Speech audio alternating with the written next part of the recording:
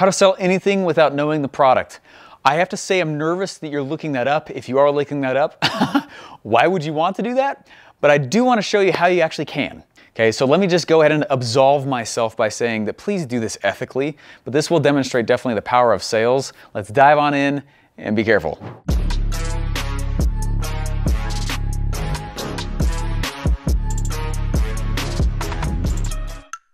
All right, how many of you guys have ever heard the phrase, if you believe in the product, you can sell it? That's true. But I can sell things I don't believe in. And that's not to brag, and I'm not saying that you should. The reason is because sales is a framework. It's just a system, like a car. Okay? And when you turn sales on, sales happens. When you turn on the framework, sales happens. What I'm going to teach you and what you're going to find out is that when you know how sales actually works, you basically have power over the heaviness of your wallet. All right, so now let me show you a few things that you have to understand just about sales in general and the framework of sales. All right, let me give you the truth about buying in general. And this is half the reason this even works. They want to buy already. They already want to purchase without even knowing what it is that you're selling. They already want to buy. Why? Because of the chemicals in the brain.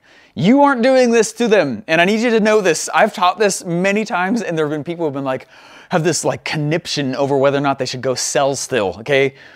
Understand that there are 4 feel-good chemicals in the brain, and they are hardcore released during the buying process. Okay, so here's what they are. Okay, get a piece of paper out and write these down. Dopamine. What is dopamine? Dopamine is the chemical of distraction.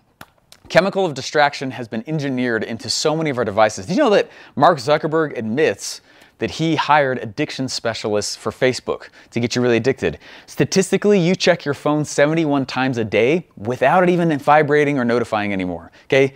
Every time you do that, dopamine is being administered from your brain into the rest of your body, or wherever it comes from in your body.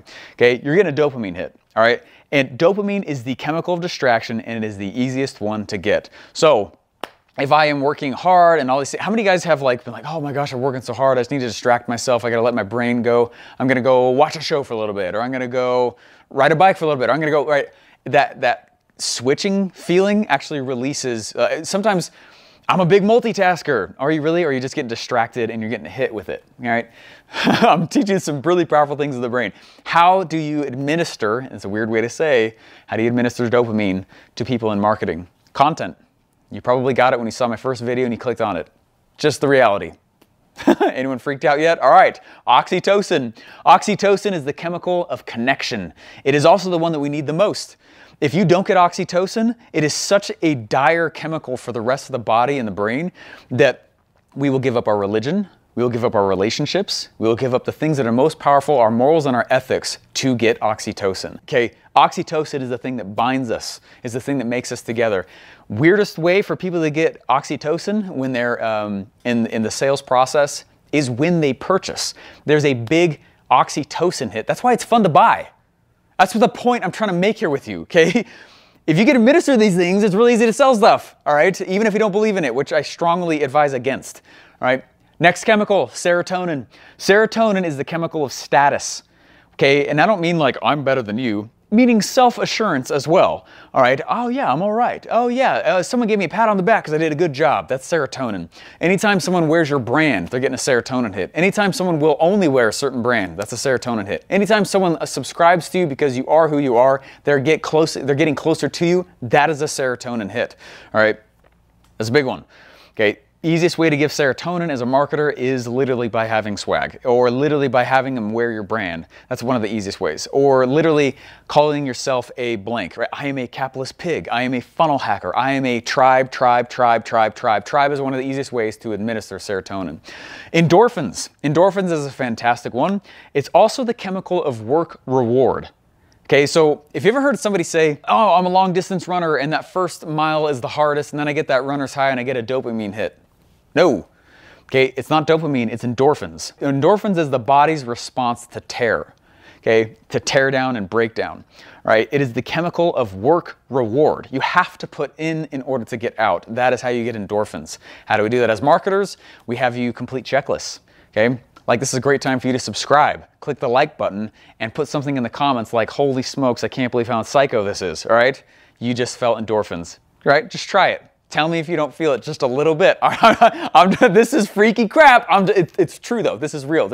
I'm not making this up. There's books on this. There's a lot of research on this. If you go click subscribe right now, and you click the like button right now, and you click the bell right now, and you put on notifications, and you go to the bottom, I just gave you a checklist, and you are going to cross it off. If you cross it off, and you're going to feel a little bit of a boost. If you want proof of this, how many of you guys have done something in your day that wasn't on your to-do list? You wrote it down on your to-do list just to cross it off. All right? Anyone ever done that? I've totally done that. That's endorphins. The point is to not remove the fun of the purchase. And it's half the reason that such a title of a video like this is even possible. Okay? It certainly happens. I'm advising you to not do that, but buying is very, it's emotional, and those hormones, whoosh, they go psycho when the actual purchasing is happening, right? The biggest mistake is for a marketer to learn this and have like this internal conflict over whether or not it's right, okay? Don't remove the fun of the purchase. One of my favorite case studies is about JCPenney. When they started looking at Steve Jobs' Genius Bar, they're like, oh man, we should hire the same guy. It's one of my favorite case studies from college. Let's hire the same guy who built the Genius Bar, and we'll have him go redo JCPenney like the Genius Bar. Seems like an interesting idea. They're trying to stay ahead of times. They're trying to be, so that's what this guy did. They brought the same guy in. They took a regional area and did a test. They changed all the JCPenney's in that area to look like a Genius Bar, like an Apple store. Can you imagine a JCPenney looking like an Apple store? The other thing he did is he reached on out to all of the loyal people in the area and he said, hey, when we put that it's $9.97, you're not a dumb consumer, right? We're just gonna say it's 10 bucks, right? Yeah, the last thing he did, this was the kiss of death. What he did is he also reached out and said, you also know that whenever we send out we mail coupons to you, of course you know we're inflating the price and you bring us the coupon and we bring it way back down. Like, you've ever bought something at Kohl's and they're like, you saved $400 today. I'm like, no, I bought a pair of socks for 12. You saved $400. No, I spent 12, right? It's kind of that thing where they inflate the price, they send out a coupon and they bring it down. He removed all mailers. What happened? What do you think happened to JCPenney's in that area? Plummeted. Sales plummeted. But wait a second, instead of $9.97, he's saying it's 10 bucks. Instead of inflating prices, shouldn't that make more sense? Guys, he destroyed the fun of the purchase. He removed dopamine, oxytocin, serotonin, endorphins. Do not remove the fun of the purchase. I'm telling you to be ethical and moral. I'm also saying the power of sales and what we really do, it's on you, man. All right, it's on you, how you choose to use the information. But this is really what's happening inside the brain. So don't take advantage of that, but understand what's going on inside the head. Could you sell something without knowing it? Totally. Absolutely. People do. Don't. But the reason it happens is because people are not removing the feel-goods and the joy of the purchase. That's half the reason they buy from you, man. They want to feel it. Guys, the second point here might kind of shock you as well. There are companies that do not tell their salespeople much about the product they're selling. Take, for example, this. When I was knocking doors, and I was a door-to-door sales guy. I was a door-to-door sales guy selling pest control. And this is basically what happened. I was really good. The first half of the summer, I was one of the top sales guys for the category I was in, okay? I wasn't bad. And I was selling pest control, so it would look like this, right? How you doing? We're here selling pest control, blah, blah, blah, right? And someone would go, does it kill ants? And I didn't know it much. I just knew it did. I didn't know how, but I knew it did. So I'd be like, yeah, it kills ants. Do you want us here at 4 or 5 o'clock today? And they'd be like, 5. That was it. It was one of the reasons I was one of the top sales guys. Halfway through the summer, I got the glorious, terrible idea to learn more about the product. I was like, I should learn more about the product if I'm gonna be one of the top sales guys. So I started studying chemical compounds. I was like, if this is our pest control and how it reacts to the bugs and all this stuff, I mean, I went deep, too deep. What do you think happened the next time I knocked on a door? Does it kill ants? What do you think? Oh my gosh, I've prepared for this question.